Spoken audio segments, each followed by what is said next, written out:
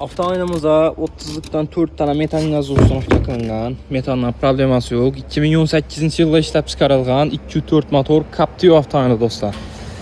30'luktan 4 tane metana vaat ettik. 83.000 km yürüyen Klasik Absolute Radno 204 motor. Motorunda hiç yerinde kemçilik yok maşinini. Yaxşısından yumşak boğular koyulgan 4 tane. Politlere döşəlgən işlərə, yəni dostlar. Qocalar əməli üçün saz sənəsini oxatman, lük, podogrif sideniye, video registrator, həmərsiz bu maşinimizi. 2018-ci il, yəni dostlar, salonları 30'lukdan 4 tane metana bu maşinimizi dostlar.